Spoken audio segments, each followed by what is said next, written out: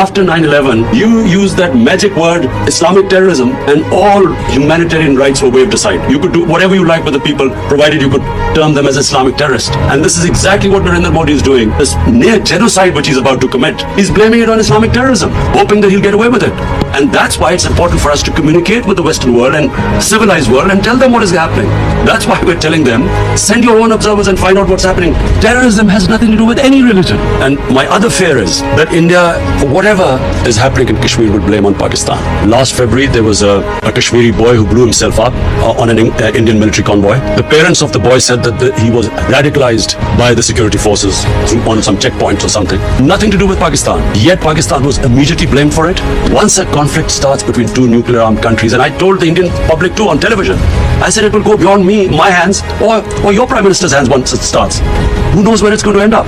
So it's madness to allow this whole situation to deteriorate further. What we fear, and which is the stated aim of BJP government, that they will change the demography of Kashmir.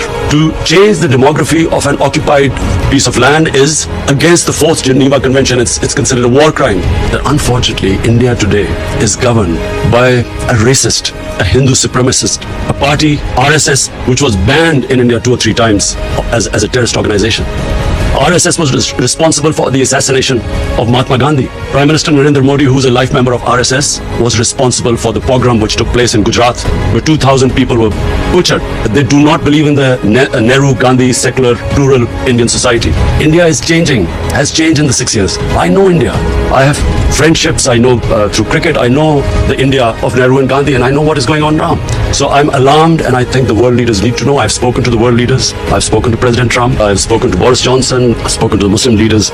And this is the time for world to act before this goes too far. Because this is the first time after the Cuban crisis, 2 nuclear armed countries are going to come face to face. After all, it is the United Nations Security Council resolution that gave the Kashmiris the right of self-determination. And what is happening to them right now?